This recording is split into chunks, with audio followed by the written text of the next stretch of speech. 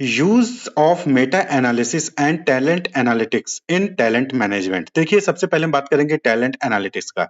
Analytics का मतलब होता है एनालिसिस करना। तो जो डेटा होता है डिफरेंट टैलेंट मैनेजमेंट के जो भी फंक्शंस होते हैं उनसे रिलेटेड जो डेटा होता है उसको एनालाइज करना, उसमें से मीनिंगफुल पैटर्न को फाइंड आउट करना ही एनालिटिक्स या फिर टैलेंट एनालिटिक्स कहलाता है। क्लियर? तो analytics is a field of computer science. ये क्या है? कंप्यूटर साइंस के फील्ड से आया है, जहां पर मैथ, स्टैटिस्टिक्स, मशीन लर्निंग का इस्तेमाल करके डेटा में मीनिंगफुल पैटर्न फाइंड आउट किया जाता है। यानी कि डेटा को एनालाइज किया जाता है और जो है वहां पर मीनिंगफुल डेटा इंफॉर्मेशन निकाला जाता है डेटा से। क्लियर? तो टैलेंट एनालिटिक्स का मतलब क्या हो गया? It is a statistical methodology for collecting, analysing and acting on organisational data.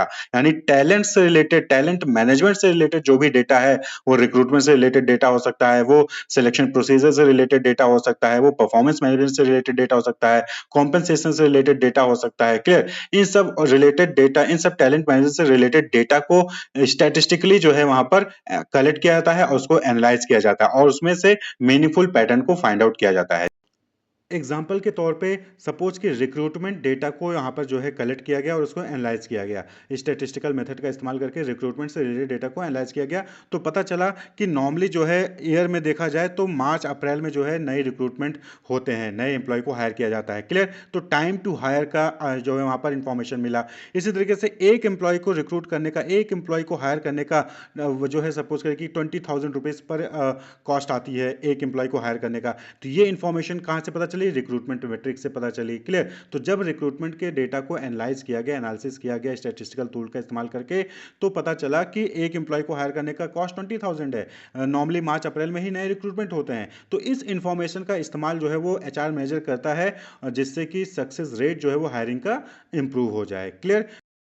इसी तरीके से वर्कफोर्स प्लानिंग का एग्जांपल लें तो यहाँ पर जो है वर्कफोर्स से रिलेटेड जो भी डेटा है उसको एनालाइज करके ये चीज आइडेंटिफाई की जा सकती है कि फ्यूचर में हमें कितना वर्कफोर्स की रिक्वायरमेंट है, फ्यूचर में हमें कितने वर्कफोर्स की रिक्वायरमेंट हो सकती है। सपोज कि फ्यूचर में हमें 30 वर्कफोर्स की रिक्वायरमेंट होगी और हमारे पास ऑलरेडी अभी कितने हैं? 20 हैं, यानी कि 10 रिक्रूटमेंट्स करने पड़ेंगे, 10 एम्प्लॉय को रिक्रूट करना पड़ेगा। इसी तरीके से लीडरशिप गैप को भी फाइंड आउट करने में जो टैलेंट एनालिटिक्स है ये फाइंड आउट हेल्प करता है। क्लियर? तो टैलेंट एनालिटिक्स का मतलब क्या हो गया कि टैलेंट मैनेजमेंट से रिलेटेड डेटा को एनालाइज करना और उससे मीनिंगफुल इंफॉर्मेशन निकालना ही टैलेंट एनालिटिक्स होता है। और इसका इससे में जो भी इंफॉर्मेशन निकलती है उसका इस्तेमाल टैलेंट मैनेजमेंट को इंप्रूव करने में, सक्सेसफुली एफिशिएंटली टैलेंट को मैनेज करने में किया जाता है। क्लियर? अब बात कर ले मेटा एनालिसिस का। देखिए, मेटा एनालिसिस में जो मेटा वर्ड है इसका मतलब होता है analysis of analysis. Analysis of analysis meaning a statistical analysis of the result from multiple independent studies।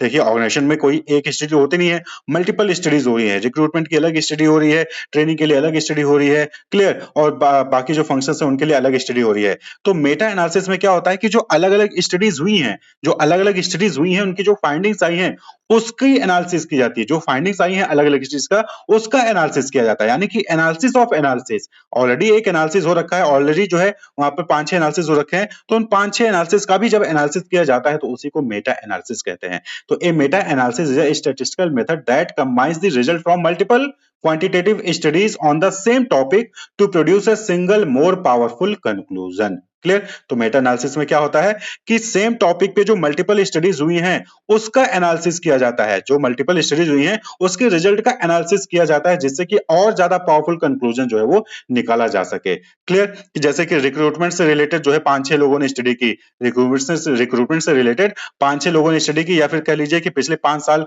Study हुआ है। क्लियर? हर साल जो है रिक्रूटमेंट के ऊपर स्टडी हो रहा है। तो जो हर साल रिक्रूटमेंट के ऊपर स्टडी हुआ है उसका जो भी रिजल्ट आया है उस रिजल्ट का जब एनालिसिस करते हैं तो उसी को हम मेटा एनालिसिस कहेंगे। Clear? Meta analysis is the analysis of analysis. तो ये कैसे वर्क करता है, हाउ इट वर्क्स? तो यहाँ पर क्या होता है कि सबसे पहले आपको क्वेश्चन को फॉर्मुलेट करना है। Formulate the research question, clearly define the specific question the Meta analysis will answer. आप मेटा एनालिसिस कौन से क्वेश्चन के आंसर को फाइंड आउट करने के लिए कर रहे हैं, पहले उसको आप फ्रेम कर लीजिए। क्लियर?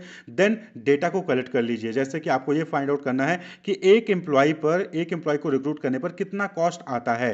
क्लियर? ये आपने क्वेश्चन फ्रेम कर लिया। अब उससे रिलेटेड डेटा को कलेक्ट करिए, यानी कि एक एम्प्लॉय को रिक्रूट करने पर कितना कॉस्ट आता है इससे रिलेटेड जो भी फाइंडिंग्स हुई हैं उन सभी फाइंडिंग्स को आप जो है कलेक्ट करिए। Systematically gather and extract data from predefined set of studies that meet specific eligibility criteria, यानी कि रिक्रूटमेंट से लेकर या फिर पर एम्प्लॉय को रिक्रूट करने के कॉस्ट को लेकर को जो भी फाइंडिंग्स हैं उनको आप कलेक्ट करिए। क्लियर।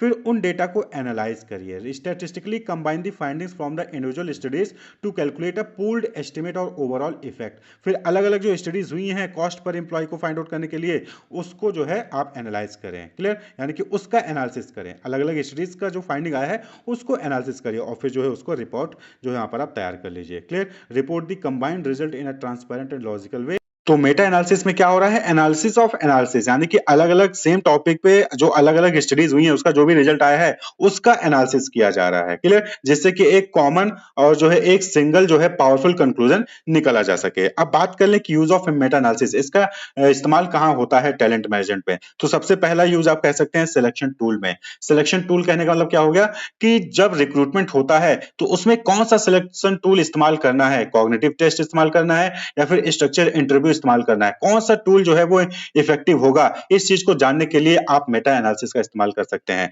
अलग अलग ईयर का डेटा जो है निकालिए सिलेक्शन टूल का और उसको जो है एनालिसिस करिए। आप फाइंड आउट कर सकते हैं कि कौन सा मेथड जो है वो अच्छा मेथड होगा सिलेक्शन टूल का। क्लियर। इसी तरीके से meta analysis helps in identifying the most impactful practices for attracting and keeping top talent.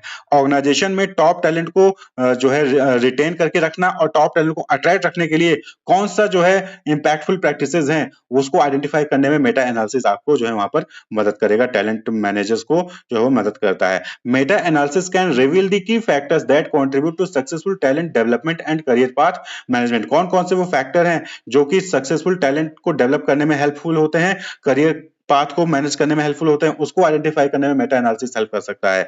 Understanding influencing factor, कौन से वो फैक्टर हैं जो कि इन्फ्लुएंस करते हैं टैलेंट को, कौन से वो फैक्टर हैं जो कि इन्फ्लुएंस करते हैं टैलेंट को, उसको भी फाइंड आउट करने में मेटा एनालिसिस इजीली जो है वहां पर आपको हेल्प करेगा। This method is used for analysing a wide range of factors that influence talent management such as technological advancement, compensation system, organisational culture and to understand their combined effect. Clear. तो इस तरीके से जो है meta analysis का इस्तेमाल होता है टैलेंट मैनेजमेंट में। ओवरऑल अगर कहें तो ये जो टैलेंट एनालिटिक्स है और मेटा एनालिसिस है ये कुछ नहीं है, ये टैलेंट मैनेजमेंट से रिलेटेड जो भी डेटा होते हैं, recruitment, selection, compensation, performance management, इनसे रिलेटेड जो भी डेटा होता है उसका एनालिसिस करना और मेटा एनालिसिस में उस एनालिसिस का भी एनालिसिस करना और जो भी फाइंडिंग्स आई हैं उसका इस्तेमाल करना टैलेंट मैनेजमेंट प्रोसेस को इंप्रूव करने के लिए, यही जो है इसका इंपॉर्टेंस है, यही जो है इसका यूज है टैलेंट मैनेजमेंट में। Clear. Wish you all the best, keep watching.